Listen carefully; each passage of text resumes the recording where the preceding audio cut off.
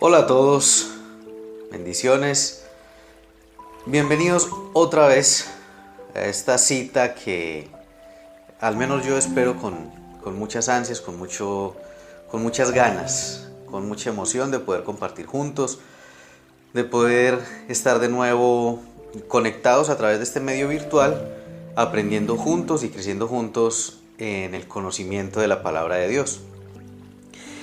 Quiero devolverle saludos a aquellos que nos han dejado su nota allí diciendo: hey, los estoy viendo, los estoy escuchando desde tal parte, desde X lugar.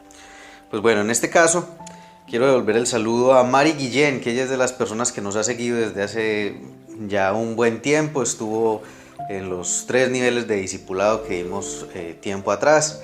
Y ahora se reporta de nuevo Mari Guillén desde Matamoros, Tamaulipas, en México. Un saludo, Mari. Igualmente para Elisa, que no falla allí en New York. Y para mi mamá, obviamente, no puedo dejar de saludar a mi madre en Pereira, Colombia. Bueno, hemos visto ya en las 2 clases pasadas el versículo 1 del Salmo 91. Hemos visto, creo que ya a profundidad, las diferentes palabras claves que componen este versículo. Empieza diciendo: el que habita al abrigo del Altísimo morará bajo la sombra del Omnipotente. Ya hemos visto la definición de abrigo, que el abrigo es Cristo. Vimos también la definición de habitar, que es el sentarse, estar tranquilos. El estar en Cristo, que es el abrigo. Vimos la definición de Altísimo. Nos queda claro que es uno de los nombres gloriosos o poderosos que registran las escrituras de los nombres de Dios en el Antiguo Testamento, que el Altísimo es el Elión, el creador del universo. Vimos también acerca del nombre de El Shaddai, que es el todopoderoso, el más que suficiente. Y ya hoy nos vamos a adentrar, después de tener toda esta definición del versículo 1, ya hoy vamos a avanzar al versículo 2. Si usted no ha visto las 2 clases anteriores, ahí en la página las puede encontrar, o también en nuestro canal de YouTube. Puede ingresar también al principio de la presentación de esta página de Facebook, encuentra el link de nuestro canal de YouTube y allí también puede ver nuestros videos. Bueno, dice el versículo 2, Salmo 91, versículo 2. Diré yo a Jehová, o a Yahvé, dependiendo de la versión que tenga, diré yo a Jehová, esperanza mía y castillo mío, mi Dios en quien confiaré. Es muy importante iniciar diciendo de que esto no es una pregunta. A veces lo leemos de manera equivocada y decimos: mi Dios, ¿en quién confiaré? No es una pregunta, es una afirmación. El salmista lo que está diciendo es: mi Dios en quien confiaré. Si quiere ayudarse un poquito con el tema del énfasis que tiene esta frase, puede decir: mi Dios en quien yo confiaré. Igual está en primera persona, no está alterando las escrituras y de pronto eso le preocupa. Está en primera persona, así que si le agrega el yo no va a cambiar nada. De pronto le va a ayudar a reforzar la idea de que no es una pregunta, es una afirmación. Mi Dios en quien yo confiaré. Diré yo a Jehová, o a Yahvé, esperanza mía y castillo mío, mi Dios en quien confiaré. Hay algo muy importante y es para empezar a ahondar en este versículo, y es que lo primero que dice es: diré yo. ¿Qué es lo que nosotros le decimos a Dios? ¿Qué es lo que nosotros estamos expresándole a Dios? Muchas veces nuestras oraciones están cargadas de quejas, nuestras oraciones están nuestras oraciones están cargadas de lamento, de únicamente hablar y mencionar la tribulación y la angustia, y eso es lo que decimos, no solo en nuestra oración a Dios, sino de hecho en el diario vivir. Muchas personas solamente viven quejándose y hablando de todo lo malo que sucede en el mundo, de todo lo malo que le sucede a las personas, de los riesgos de enfermedades, de los riesgos de enfrentamientos bélicos entre naciones, o sea, siempre estaban pensando en lo malo. Pero lo que vemos aquí que dice el salmista es: diré yo al Señor, esperanza mía y castillo mío. Entonces tenemos que empezar a evaluar qué es lo que estamos diciendo, qué es lo que estamos hablando. A veces las oraciones están cargadas de cosas como, y créanme que para mí es un sufrimiento escuchar a algunas personas orar de esa manera. Señor, gracias por la enfermedad que me mandaste, porque con ella tú tienes un propósito. A ver, generalmente las personas utilizan ese lenguaje basados en el libro de Job. Acerca de Job tengo una enseñanza completa que está aquí en la página. Si usted no la ha escuchado, desea saber acerca de Job, desea tener claridad acerca de por qué le sucedieron todas las desgracias que le ocurrieron a Job y por qué aparentemente Dios no intervino y como que Él permitió y como que Él quiso que eso fuera así. Y si usted quiere darse cuenta de que realmente no fue que Dios hubiera querido, sino que no podía, y eso a algunas personas les puede sonar como herejía. ¿Cómo que Dios no podía? Si Dios es el omnipotente, Él todo lo puede. Sí, Dios todo lo puede dentro del marco de su palabra. Hay una expresión popular que creo que ya hemos hablado también de eso, y es que dicen que Dios hace lo que quiere y cuando quiere. Eso es falso. Más, eso raya con la herejía, porque Dios no hace lo que quiere y cuando quiere, porque eso lo convertiría en un anárquico. Es decir, eso haría que Dios fuera una persona autoritaria y un déspota, y que hace simplemente lo que bien le place o lo que se le da la gana, como dicen vulgarmente. Y resulta que Dios no es así. Dios no es anárquico, Dios es un Dios de orden. Ahora usted podrá decir, bueno, pero la anarquía es cuando uno se rebela en contra de las autoridades. ¿Y a qué autoridad le tiene que rendir cuentas Dios? Dios se somete a su palabra. Cuando Él dice algo, lo que Él dice se convierte en ley para Él mismo. Entonces Él se somete a su palabra, Él no es anárquico. Cuando Él habla, Él se somete a lo que Él ha dicho. Así que Dios no hace lo que quiere y cuando quiere. Entonces, cuando estudiamos acerca de Job, que les reitero, ahí está la enseñanza completa, y si la quiere escuchar, me escribe al WhatsApp y yo con gusto le envío el link para que la escuche. Nos damos cuenta de que Dios no intervino en la vida de Job porque no podía. ¿Quiere saberlo? Bueno, escuche la enseñanza. Pero Él no podía intervenir en la vida de Job, así de que no es que Dios lo permitió, así como quien se sienta en el cine a comer palomitas y a ver lo que sucede en la pantalla y de divertirse. No, ese no fue el caso de Dios. Dios no podía intervenir en la vida de Job en ese momento. Entonces no fue que Dios permitió, no fue que Dios quiso, no fue que Dios, como dicen otros, es que Satanás le obedece a Dios y entonces Satanás fue a hacer lo que Dios lo mandó.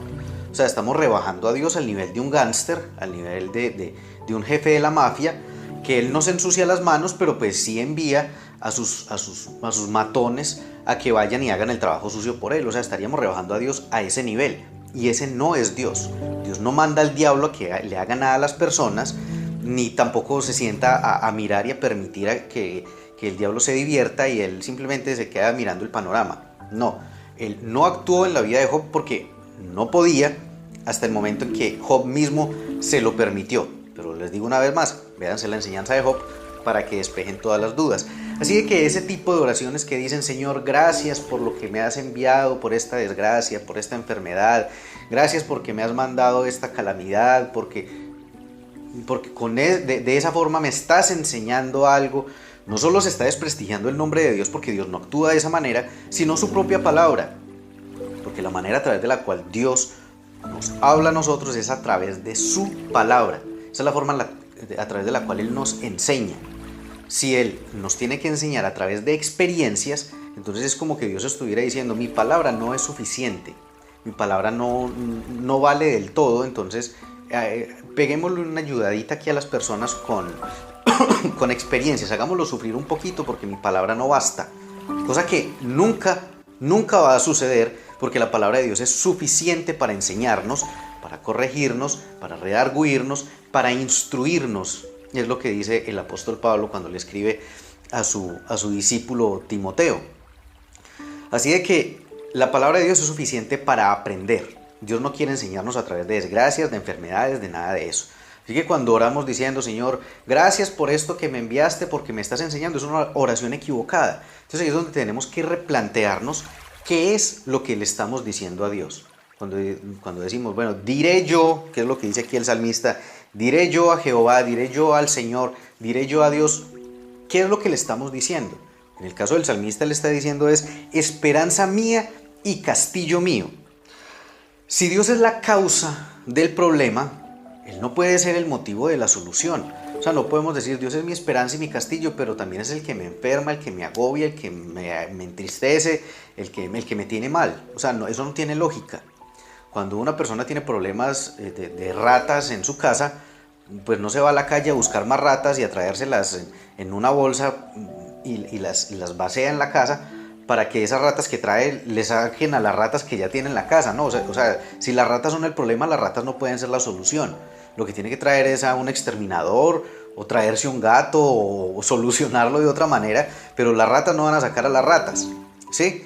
El punto es que si Dios es mi problema, que es lo que muchas personas argumentan diciendo, Señor, gracias porque me has mandado o me has permitido esta calamidad, pues Dios tampoco va a ser la solución. Ahora, en las Escrituras vemos a Dios en el Antiguo Testamento que se presenta como Jehová Rafa, que significa el Señor es mi sanador. Ahora, en ninguna parte de las Escrituras Dios se presenta como yo soy tu enfermador. En ningún lugar va a encontrar usted eso. Yo soy el que te enferma. No, en ningún lugar usted va a encontrar esa expresión. Él se presenta también como el pastor, el que cuida las ovejas, el que le provee a las ovejas, el que las apacienta. Pero Él no se presenta como el lobo. El lobo es el que las hiere, el que las lastima, el que las aporrea, el que se las quiere devorar. Entonces, tenemos que mirar que la Biblia es muy clara y es muy sencilla, y ha sido la religiosidad, ha sido el sistema religioso el que nos ha querido mostrar a Dios de una manera totalmente distinta. Pero ni Dios es el que nos enferma, ni el que nos lastima, ni el que nos hiere, ni el que nos afecta. Al contrario, Dios es el que viene a darnos vida y vida en abundancia. Ahí es donde tenemos que sopesar. ¿Quién es más importante, Job o Jesús? Yo creería que es más importante Jesús. No sé usted qué piense, pero yo pienso que Jesús, de acuerdo a las Escrituras, es Dios hecho hombre. En cambio Job, pues Job fue Job y punto. Y el Dios hecho hombre, Jesucristo, dijo, el ladrón, refiriéndose al enemigo, ha venido a robar, a matar y a destruir. En cambio Job dijo, Dios da y Dios quita. ¿Quién tendrá la razón? Jesucristo, que es Dios hecho hombre, y que Él fue el que vino a decir, no, el que quita, el que mata, el que destruye, es Satanás, pero yo, dice Jesús, he venido a darles vida y vida en abundancia. O Job, que dijo, Dios da y Dios quita, y luego al final del libro de Job, el mismo Job dice, me arrepiento de las cosas que dije porque estaba equivocado, eran demasiado altas para mí y no las podía comprender. Más bien, de aquí en adelante me quedo callado. Estoy parafraseando el texto, pero es lo que dijo Job. Él se dio cuenta que se había equivocado de todas las cosas que había dicho, y por esa razón él dice, no, yo hablé una cantidad de cosas en las cuales estaba equivocado y prefiero ya de ahora en adelante guardar silencio porque lo que dije estaba mal. Y ahí entra esa expresión cuando él dijo, Dios da y Dios quita. Resulta que él creyó que era Dios quien le estaba quitando, pero en realidad era el enemigo. Así que no podemos caer en la misma ignorancia, porque cuando Job habló de esa manera era porque desconocía lo que sucedía en el mundo espiritual, pero él no había tenido la luz y la claridad que ahora tenemos con la revelación de Cristo. Y es que Cristo nos muestra que no es Dios el que quita, es el enemigo, el que viene a robar, a matar y a destruir. Así que no podemos caer en el mismo error de ignorancia de Job, sino que tenemos que permitir que la palabra de Dios nos hable y entender realmente cómo es que funciona, quién quita y quién da. Y en este caso, entonces, no podemos estarle diciendo a Dios: Señor, gracias por todas estas calamidades y estas cosas horribles que me están sucediendo porque tú me las has mandado o las has permitido. No, al contrario, tenemos que enfrentarlas confiando en que Dios es nuestra esperanza y en que Dios es nuestro castillo. Ahora, precisamente, entremos en esas dos palabras. La palabra esperanza, que se utiliza allí en el Salmo 91:2, es la palabra hebrea machase, que significa refugio de tormentas o peligros. Es decir, es como esa palabra hace referencia a una especie de cueva. La palabra se las voy a poner por aquí a un ladito para que sepan cómo se escribe, los que les gusta tomar nota. Es machase. Hace alusión a un refugio pequeño donde usted puede pasar la noche, si se encuentra en el bosque, si se encuentra en la montaña, lo cogió la noche, una tormenta, si necesita esconderse de un animal, de un peligro. Esa palabra se refiere a eso, a ese tipo de resguardos para, digamos, peligros pequeños. Y la palabra castillo, que es en hebreo matsud, es literalmente eso, un castillo, una fortaleza. Y usted en un castillo o en una fortaleza se esconde de un ejército. Allí puede usted repeler un ejército, enfrentarse a un ejército completo, a cientos o miles de hombres, como las batallas que la historia nos narra en una gran cantidad de ocasiones. Así de que tenemos refugio en medio de circunstancias difíciles pero no graves, pero también tenemos refugio de parte de Dios en situaciones extremadamente complicadas. Así que cuando dice que Él es esperanza y castillo, se refiere a que Dios está al tanto de nuestras necesidades pequeñas, pero también de las necesidades grandes. A veces pensamos que si estamos con una gripa o con un pequeño dolor de cabeza o simplemente nos duele un dedo, eso a Dios no le importa. O sea, las cosas pequeñas como que a Dios no le importan, entonces yo me encargo de esto, pero cuando sucede algo importante, ahí sí yo molesto a Dios con mi oración. Pero resulta de que no, Dios está dispuesto para nosotros en los problemas pequeños y también en los grandes. Él es Dios nuestro todo el tiempo, es nuestro Padre todo el tiempo. Que es necesario que entendamos esa parte también. Sí, le vemos y le respetamos como Dios, le honramos como Dios, pero muy pocas veces le vemos como Padre. A los papás uno siempre los molesta o les está pidiendo, cuando uno es niño, para el dulce, para comer chuches, para comer mecato, o no sé en los diferentes países cómo le dicen, la golosina. Pero también uno les molesta para comprar ropa, para comprar calzado, me gustaría viajar a tal parte. Entonces uno a los papás los molesta con gastos pequeños y con gastos grandes. Así es con Dios. Acercarnos a Él en oración, en problemas pequeños y en problemas grandes, porque Él es Dios de todas las situaciones. Él es el Dios que nos favorece, que nos protege en medio de todas las situaciones y en medio de todas las adversidades. Así que es importante tener el concepto de estas dos palabras muy claro para que podamos saber y entender de que Dios se ocupa y se preocupa por cada una de las situaciones en nuestra vida. Sea grande o sea pequeña, siempre vamos a tener refugio y siempre vamos a tener resguardo en Él. Ahora, cuando nos aferramos a esta palabra y creemos y confiamos en la palabra de Dios en medio de las dificultades, el diablo siempre va a intentar robar la palabra que ha sido puesta en nuestro corazón. Recordemos la parábola del sembrador, donde se nos dice que vienen las aves del cielo a quererse comer la semilla. La semilla es la palabra de Dios.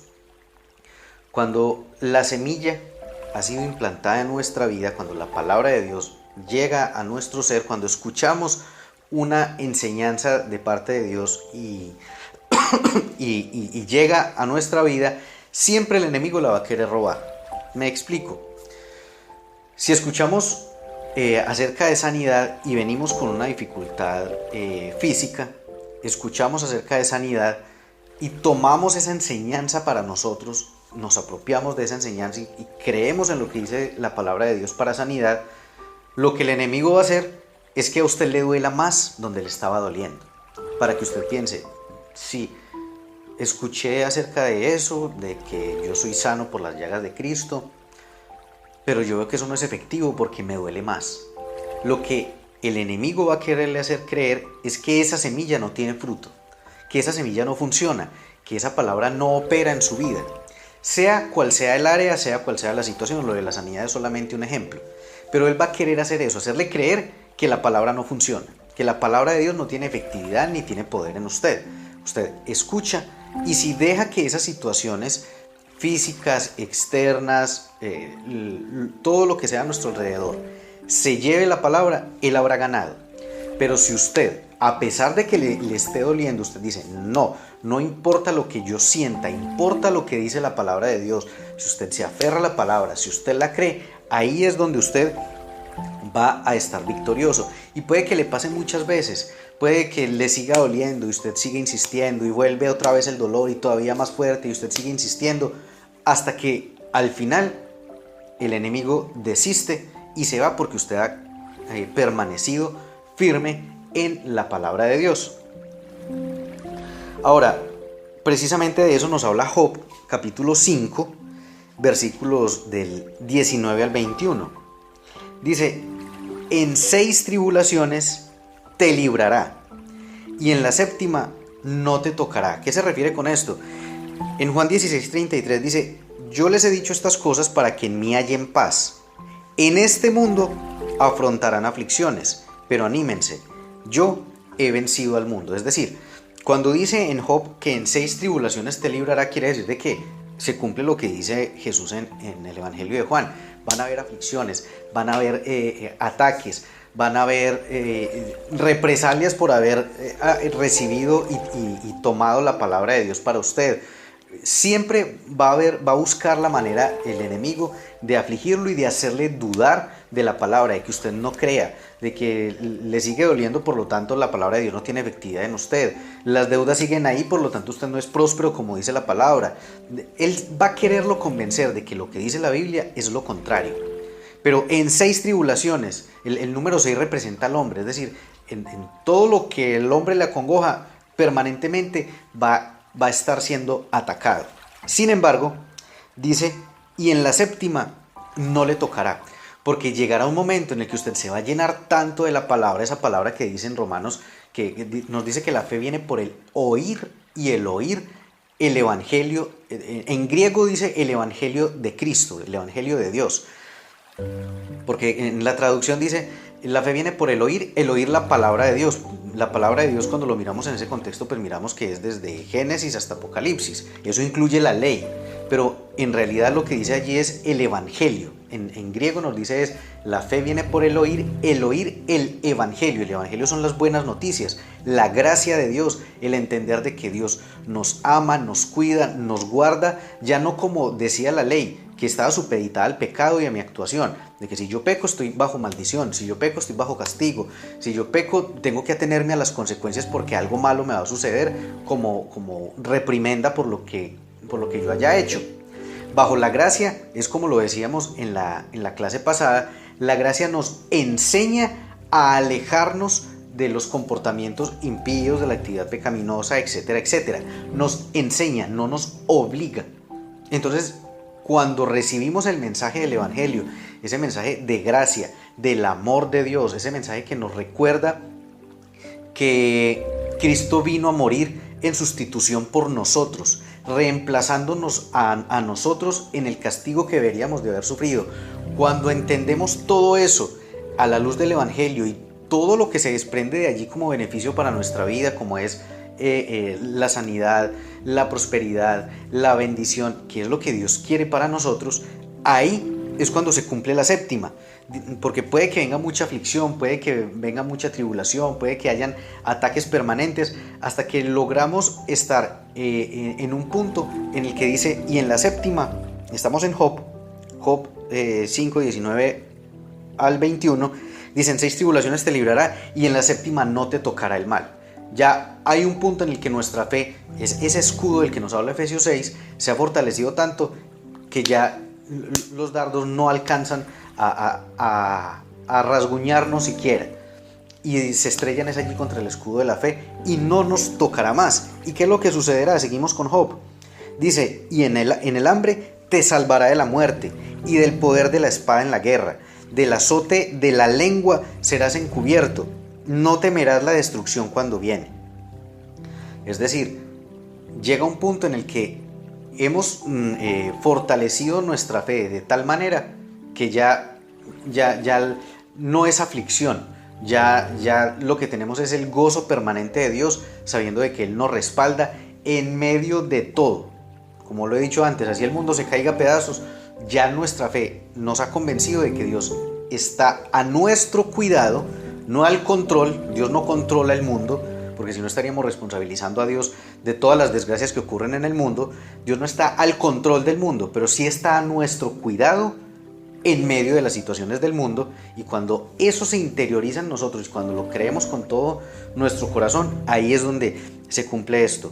En 6 tribulaciones te librará, o sea, habrán aflicciones, ataques y todo, pero llegará un punto en el que ya nuestro nivel de fe nos ha permitido enfrentar todo eso, sabiendo de que Él es el que nos salva dice, en el hambre te salvará de la muerte y del poder de la espada en la guerra, del azote de la lengua serás encubierto y no temerás a la destrucción cuando viniere. Por eso esas personas que se la pasan preocupadas por la guerra allí, por el conflicto allá, por la marca de la bestia, porque el nuevo orden mundial, hombre, se están preocupando precisamente por lo que Dios quiere que no se preocupe.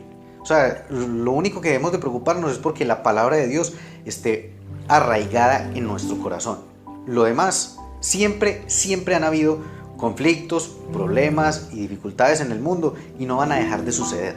Lo único que nos importa es que la palabra de Dios esté arraigada en nuestro corazón, haya sido sembrada en nuestra vida y la estemos cuidando me refiero en los términos del sembrador, estemos cuidando esa semilla, regándola permanentemente y cuidándola para que crezca en nuestra vida y podamos estar fortalecidos en la fe en medio de la adversidad. Y hay otra situación, o sea, hemos hablado de quienes le dicen a Dios lo incorrecto, pero hay otras personas. Recuerden que estamos con el Salmo 91:2 que dice, diré yo a Jehová o diré yo a Yahvé, dependiendo de la versión que tenga. Hay personas que hablan lo incorrecto ante Dios, pero hay otras personas que ni siquiera dicen nada. Y no le dicen nada porque se sienten alejadas de Dios, porque creen que Dios, debido al pecado de esta persona, no les quiere escuchar, o se sienten avergonzados de acercarse a Dios porque creen que Él no les va a recibir, porque creen que son indignos de estar ante Él. Pero esa es una mentalidad legalista, es decir, esa es la forma en la que la ley nos hace pensar. La ley, me refiero a la ley de Moisés, porque bajo la ley de Moisés, si no se cumplía toda la ley, cosa que era imposible, nadie nunca cumplió toda la ley, a excepción de Jesucristo. Si no se cumplía toda la ley, no se era digno. Y si no se era digno, pues entonces no había forma de entrar y de acceder a la presencia de Dios. Por eso solamente un hombre, una vez al año, y después de una cantidad de rituales, podía entrar al lugar santísimo que quedaba en el templo para estar allí rodeado de lo que se llamaba en el Antiguo Testamento la Shekinah, que era una nube, que era la manifestación de la presencia de Dios allí en el lugar santísimo. Y todo eso hacía parte de un sistema de rituales que estaban establecidos, y que todo eso simboliza la obra de Cristo, pero ahora no vamos a hablar de eso. La cuestión es de que nadie podía entrar al lugar santísimo excepto el sumo sacerdote. Cuando Cristo muere, se rasga el velo que separaba el lugar santo del lugar santísimo, y eso representa que ahora todos tenemos libre acceso a la presencia de Dios al creer en Cristo. No por nuestro buen comportamiento, y vuelvo y les digo, como lo he dicho en clases anteriores, no es una invitación a que se porten mal, no es una invitación a pecar, al contrario, es una invitación a que a pesar del pecado, usted se acerque a Dios, y eso es lo que nos motiva a continuar caminando correctamente. Es decir, si usted viene con una serie de comportamientos pecaminosos y no se acerca a Dios porque está en pecado, pues lo que va a seguir es caminando en pecado. Pero cuando usted, pese a su condición pecaminosa, se acerca a Dios, entendiendo que Él no le va a rechazar, que Él le sigue amando y que Él antes está dispuesto a estar de su lado, lo que va a generar eso en ustedes un cambio en su comportamiento. Entonces no se trata de una invitación a pecar, al contrario, es de entender de que con pecado y todo Dios lo recibe y lo acepta, cosa que bajo la ley no sucedía. Y vamos a mirar precisamente en Éxodo, permítame un momento, Éxodo 33, del 18, Éxodo 33, del 18 al 23. Aquí es donde Moisés tenía una curiosidad inmensa por Dios y le dice: déjame ver tu gloria, le insistió Moisés. Y el Señor respondió: voy a darte pruebas de mi bondad. En la versión Reina Valera, y esto es muy importante que lo tengan en cuenta, dice: haré pasar delante de ti toda mi bondad y te daré a conocer mi nombre. Tendré misericordia de quien quiera tenerla y seré compasivo con quien quiera hacerlo. Pero debo aclararte que no podrás ver mi rostro, porque nadie puede verme y seguir con vida. Cerca de mí hay un lugar sobre una roca, añadió el Señor. Puedes quedarte allí. Cuando yo pase en toda mi gloria, te pondré en la hendidura de la roca y te cubriré con mi mano hasta que haya pasado. Luego retiraré la mano y podrás verme la espalda, pero mi rostro nadie lo verá. Esto es bajo la ley. Bajo la ley, Dios está de espaldas al hombre. El hombre no puede ver el rostro de Dios y Dios está alejándose del hombre. Cuando leemos este pasaje de Éxodo 33 del 18 al 23, sí, vemos que Él está pasando y se está alejando de Moisés y lo está haciendo de espaldas. Esto es bajo la ley. Este es el cuadro de la ley, Dios alejándose del hombre debido a su pecado. Esto es lo que nos muestra la ley. Sin embargo, bajo la gracia, vemos que en Hebreos 13:5 dice: nunca los dejaré, nunca los abandonaré. Hay algo muy particular en el momento en el que está Jesús en la cruz y que a veces no nos fijamos en esos detalles, y es que en Mateo 27:46 Jesús dice: Dios mío, ¿por qué me has abandonado? Resulta que Jesús siempre en los evangelios, Mateo, Marcos, Lucas y Juan, siempre se refirió a Dios como Padre. Siempre su relación con Él fue Padre, Padre, todo el tiempo, Padre. Pero en la cruz no le dijo Padre, le dijo Dios mío. ¿Sabe por qué? Porque en ese momento Él estaba cargado. Recordemos que Él en la cruz absorbió todo nuestro pecado y toda nuestra maldad. Él fue lleno de pecado sin cometer pecado. Así de que Él lo que hace es una sustitución, que de eso hemos hablado también antes, para los que nos siguen desde antes y los que han visto las dos clases anteriores. Se hizo un reemplazo, una sustitución. Así de que Él allí toma el lugar del pecador y ya no le habla como hijo, ya no le dice Padre, le dice Dios mío. Y Él se visualiza como pecador, aun cuando no lo era, pero cargado con nuestro pecado, y le dice: Dios mío, ¿por qué me has abandonado? Él toma la posición del pecador lejos del Padre para que usted y yo, creyendo en el sacrificio de Cristo, sí nos podamos acercar como hijos delante de Él. ¿Se da cuenta todo lo que comprende el sacrificio de Cristo? No es morir en la cruz y derramó la sangre y ya, no. Es todo el significado que hay en torno a ello. Él deja de llamarle Padre y le mira simplemente como un pecador y le dice: Dios mío, ¿por qué me has desamparado? Él abandona su lugar de hijo para que usted y yo lo tomemos y podamos presentarnos como hijos delante de Dios. Él, que no cometió pecado, como dice también la palabra de Dios, por nosotros se hizo pecado, para que nosotros fuésemos hechos la justicia de Dios en Él. Él toma nuestro pecado y nosotros podemos tomar su justicia. Él se presenta como pecador, o sea, cargado de pecado, y deja de decirle Padre para decirle Dios mío, para que nosotros sí nos presentemos como hijos y podamos acercarnos a Él como Padre. Entonces, mientras que en la ley Dios se aleja del hombre debido al pecado, en la gracia Dios es cercano al hombre gracias al sacrificio de Cristo. Y esto lo podemos ver en el caso de Juan. Vamos a Juan 14, capítulo 14, versículos del 8 al 9. Y es una situación muy similar a la de Moisés. Esto es para aquellas personas, como venimos hablando, hay unos que le hablan incorrectamente a Dios y otros que ni siquiera le hablan porque se sienten mal por el pecado, porque creen que Dios no quiere saber nada de ellos, que no se quiere acercar a ellos y prefieren guardar silencio ante Dios. Pues no, les invito a que hablen a Dios, que como lo dice el salmista, diré yo a Jehová, diré yo a mi Señor. ¿Qué es lo que vamos a decirle a Él?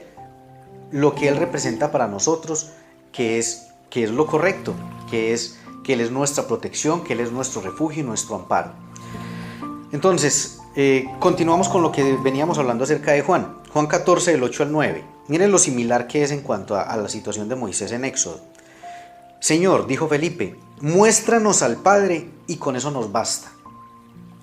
En el caso de Moisés, él quería ver la gloria de Dios. En el caso de Felipe, él quería ver al Padre. Jesús le contestó, pero Felipe, tanto tiempo llevo ya entre ustedes y todavía no me conoces. El que me ha visto a mí, ha visto al Padre. ¿Cómo puedes decirme, muéstranos al Padre?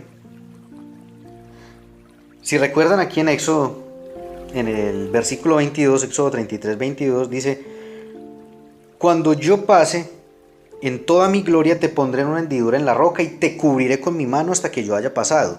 Luego retiraré la mano y podrás verme la espalda. Esto ya es en el versículo 23. Pero mi rostro nadie lo verá. Sin embargo, Jesús dice, si ustedes ya me han visto a mí, ya han visto al Padre. Es decir, mientras que en la ley Dios estaba oculto del hombre debido al pecado, bajo la gracia de Dios se muestra al hombre y se acerca al hombre. Jesús les dice, aquí estoy. ¿Quieren ver al Padre? Aquí estoy yo. Ahora usted se podrá preguntar, bueno, pues sí, pero vi al Padre, ¿y dónde está la gloria? Hebreos 1, del 1 al 3. Dice, Dios, habiendo hablado muchas veces y de muchas maneras, en otro tiempo, a los padres por los profetas, está hablando de los tiempos del Antiguo Testamento, en estos postreros días nos ha hablado por el Hijo, a quien constituyó heredero de todo, y por quien asimismo hizo el universo. El cual, está hablando de Jesús, el cual siendo el resplandor de su gloria y la imagen misma de su sustancia, y quien sustenta todas las cosas con la palabra de su poder, habiendo efectuado la purificación de nuestros pecados, por medio de sí mismo, se sentó a la diestra de la majestad en las alturas. Cristo es el resplandor de la gloria de Dios y Él ya se mostró a los hombres. Así que mientras en Éxodo no se podía ver la gloria de Dios, a nosotros la gloria de Dios ya nos ha sido mostrada a través de Cristo. Y es muy triste ver que hay canciones que cantan en las congregaciones todavía, donde cantan precisamente lo de Éxodo. Señor, muéstranos tu gloria. Pero ¿cómo que muéstranos tu gloria si Dios ya nos ha mostrado su gloria a través de Jesucristo? Es lo que nos está mostrando Hebreos. No nos podemos quedar en el antiguo pacto. Porque si es así, pues entonces sigamos sacrificando corderos y sigamos sacrificando terneros y sigamos sacrificando machos cabríos, que era lo que se hacía en la antigüedad. Pero no, ahora bajo el nuevo pacto ya hubo un último sacrificio que fue el sacrificio de Cristo. Ya la manera de relacionarnos con Dios es distinta. No podemos seguir orando las oraciones del Antiguo Testamento porque ahora bajo el nuevo pacto tenemos más y mejores promesas, nos dice también la palabra. Entonces, no nos quedemos con lo anterior, no sigamos pidiéndole a Dios que nos muestre su gloria, porque su gloria ya ha sido revelada y manifestada a nosotros a través de Cristo. Y no solo nos la ha mostrado, nos ha dado su gloria. Y es que hay otro argumento religioso que dice que Dios no comparte su gloria con nadie. Eso es mentira. Dios comparte su gloria con nosotros, con sus hijos, con los que hemos creído en Cristo y en la obra terminada de Él. Cuando hemos creído en Cristo, Dios comparte su gloria con nosotros. Oscar, ¿en dónde dice eso? Juan 17, 22. Dice, la gloria que me diste, que está orando Jesús, está la famosa oración de Getsemaní. Esta oración es justo antes de que apresen a Jesús para empezar a vivir lo que conocemos como la pasión de Cristo, todo ese tiempo en el que lo golpean, lo azotan, lo humillan, etc. esa oración que él hace, aquí en Juan 17, en el versículo 22, él le dice al Padre: la gloria que me diste, yo les he dado. Ahora usted puede decir: Oscar, pero es que ahí se está refiriendo es a los discípulos, porque los que tiene al lado son los discípulos. Si usted se devuelve el versículo 20, Jesús ora por usted y por mí, porque él dice: y no solo oro por estos, oro por los que van a creer por la predicación de estos, o sea, por la gente que ha seguido creyendo en Cristo a través de los siglos, como resultado de la predicación de los primeros discípulos de Jesús. Así de que cuando él dice: la gloria que me diste, yo les he dado, se refiere no solo a esos discípulos, sino a los demás creyentes de todas las eras de la humanidad desde ese momento hasta aquí. Así de que él sí ha compartido su gloria. No solo el Padre compartió su gloria con nosotros cuando nos reveló a Cristo y todo lo que él representa, sino que nos ha dado su gloria para nosotros disfrutar de su poder, disfrutar de su protección, de su cuidado, de sus bendiciones. Si él no hubiera compartido su gloria con nosotros, nada de eso lo tendríamos. No tendríamos la bendición de Dios permanentemente con nosotros. Ahora es necesario notar que en Éxodo, en la versión Reina Valera, en Éxodo 33:19, cuando Dios le responde a Moisés acerca de que le va a mostrar su gloria, le dice: voy a hacer pasar delante de ti toda mi bondad. O sea, él no le dijo: voy a hacer pasar delante de ti toda mi magnificencia, todo mi poder, toda mi exuberancia. No, él le dijo: voy a hacer pasar delante de ti toda mi bondad. Y cuando miramos qué es gloria, la gloria de algo, que de eso también hablo en otra enseñanza, la gloria de Dios es, o la gloria de algo más bien, es lo más relevante, lo más importante de algo. De hecho, y he puesto este ejemplo antes también, podríamos decir que la gloria de Colombia, de mi país, es el café, es por lo que más nos conocen en el mundo, es lo más positivo, lo más relevante que tiene Colombia, su café. Es solamente un ejemplo, ¿no? Por eso nos distinguen. Entonces podríamos decir: la gloria de Colombia es el café. En el caso de Dios, ¿cuál es la gloria de Dios? ¿Qué es lo más relevante de Dios? Pues nos damos cuenta de que Juan en sus cartas nos describe a Dios y nos dice que Dios es amor. O sea, lo más relevante de Dios es su amor, porque Él es amor. Él no muestra amor, Él es amor puro. Así que cuando dice: voy a hacer pasar delante de ti toda mi bondad, es porque le va a mostrar su gloria, lo que realmente Él es, y es su bondad. ¿Y cómo manifestó Dios su amor para con los hombres? También Juan nos lo dice. ¿En qué se muestra el amor de Dios para con nosotros? En que, siendo aún pecadores, Cristo murió por nosotros. Entonces se da cuenta de que la gloria de Dios se resume en Cristo. Y ya nos ha revelado a Cristo, ya nos ha revelado su gloria. Así de que, mientras el antiguo pacto nos escondía la gloria de Dios y esa gloria era inaccesible, ahora bajo el nuevo pacto tenemos acceso a esa gloria. Entonces, ¿cómo no disfrutarla? ¿Cómo no acercarnos a Él? No permitamos que el pecado, que la vergüenza, que la autocrítica, el autojuicio nos aleje de Dios y nos quedemos callados delante de Él para decirle lo que tenemos que decirle, que es abrirle nuestro corazón y confiar en que Él es nuestro protector y nuestro guardián. Porque a veces, por guardar silencio delante de Dios, dejamos de disfrutar de muchas de esas cosas. Y ya para ir terminando, y como contraparte justamente a lo que es la relación con Dios bajo la ley y ahora bajo la gracia, vemos el ejemplo del hijo pródigo. Quiero que miremos en Lucas 15, del 18 al 23, rápidamente ya para ir terminando. Lucas 15, del 18 al 23 dice: me levantaré e iré a mi padre. Aquí está hablando el hijo pródigo. Y le diré,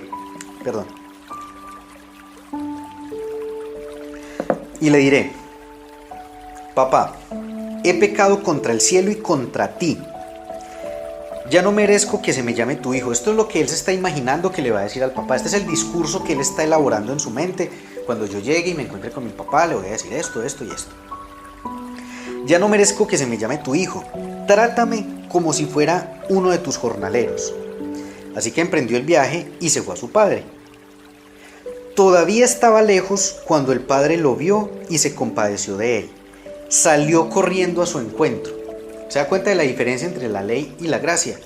Bajo la ley de Moisés, el hombre ni siquiera podía ver a Dios Y aparte de eso,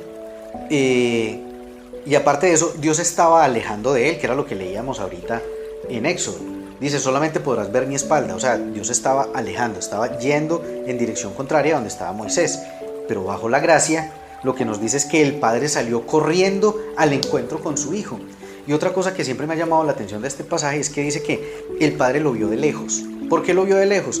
Porque siempre lo estuvo esperando, siempre estuvo aguardando por el regreso de su hijo. Así de que si usted ha estado distante de Dios debido a que se siente avergonzado, se siente apenado con Dios, se siente mal con Dios por el pecado, por algún error del pasado, Él está esperando por usted. Desde lejos Él lo sigue mirando con el deseo de que usted retorne hacia Él. Y vea lo que sigue a continuación.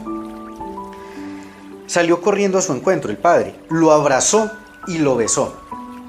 No le reprochó, no lo regañó, no le dijo usted por qué hizo esto, cómo se le ocurre toda la cantidad de errores que cometió. No, lo abrazó y lo besó.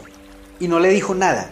No le dijo usted por qué malgastó el dinero que le di, por qué me deshonró de esa manera. No, lo abrazó. No solo salió corriendo hacia él, sino que lo abrazó y lo besó. O sea, lo esperó todo el tiempo. Todo el tiempo estuvo pendiente con su mirada en el horizonte que él volviera. Sale corriendo hacia él, sino que también lo abraza y lo besa. Y no le reprocha nada. Entonces aquí es donde el joven empieza con su discurso, ese que había elaborado en la mente. Dice, el joven dijo, papá, he pecado contra el cielo y contra ti. Ya no merezco que se me llame tu hijo. Pero el papá lo interrumpe. El papá corta la conversación, no le pone cuidado, sino que lo que dice es, pero el padre ordenó a sus siervos, pronto, traigan la mejor ropa para vestirlo, póngale también un anillo en el dedo y sandalias en los pies, traigan un ternero más gordo y mátenlo para celebrar un banquete, porque mi hijo estaba muerto, pero ha vuelto a la vida, se había perdido, pero ha sido hallado. Así que empezaron a hacer fiesta. Se da cuenta de que cuando él le dijo, yo ya no quiero que me llames tu hijo, ya no merezco ser llamado tu hijo, él no le prestó atención, porque siempre va a seguir siendo el hijo, a pesar de que se equivocó, a pesar de que pecó, a pesar de que lo deshonró, a pesar de todo lo que hizo. El padre lo recibe y lo que hace es que mata el ternero más gordo. ¿Qué hizo el padre con nosotros? Recuerdan que en el Antiguo Testamento se sacrificaban los animales para poder que hubiera un perdón temporal de pecados. Simplemente se cubrían por un tiempo, pero no se borraban. Pues bajo el nuevo pacto se mató el ternero más gordo, el más grande de todos. Se mató al Hijo de Dios, a Cristo. La sangre del Cordero de Dios, como lo presenta Juan el Bautista, el Cordero de Dios, el que quita el pecado del mundo, fue derramada por usted y por mí para que podamos tener fiesta juntos con el Padre, para que podamos tener comunión con el Padre. Así que lo que se hizo fue una fiesta, se hizo una celebración, porque el Hijo volvió al seno del Padre. Así de que para quienes hablan equivocadamente o para los que simplemente no hablan delante de Dios, los invito a que utilicemos la expresión correcta para acercarnos a Él y decir, como lo dice el salmista, diré yo al Señor, diré yo a Jehová, esperanza mía y castillo mío, mi Dios en quien confiaré, a pesar de las tribulaciones, a pesar de las situaciones adversas o a pesar del pecado, a pesar de todo lo demás. Dios sigue estando a nuestro cuidado, y eso antes es motivación y aliciente para que nosotros continuemos, no solo confiando en Él, confiando en su protección permanente, que estamos allí al abrigo del Altísimo, que es Cristo, bajo su sombra, bajo su cuidado, y que Él es nuestro castillo, nuestra esperanza y castillo. O sea, que Él está al cuidado nuestro en situaciones pequeñas y grandes, y que es eso lo que nos permite confiar en Él día a día. Así que no permitamos que las enseñanzas religiosas equivocadas nos alejen de Dios, o que el estar pensando en nuestro pecado y en los errores del pasado nos hagan guardar silencio delante de Dios. Acerquémonos, como dice la palabra, confiadamente al trono de la gracia, porque allí tenemos acceso permanente para hallar socorro oportuno para nuestras vidas. Esta es entonces la enseñanza del día de hoy. Les agradezco por haber estado hasta el final. Nos encontramos de nuevo el próximo miércoles con más del estudio del Salmo 91.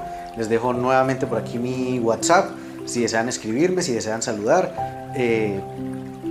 les espero allí por esta vía. Bendiciones, un abrazo para todos y quedamos entonces próximo miércoles 20 horas, hora de España.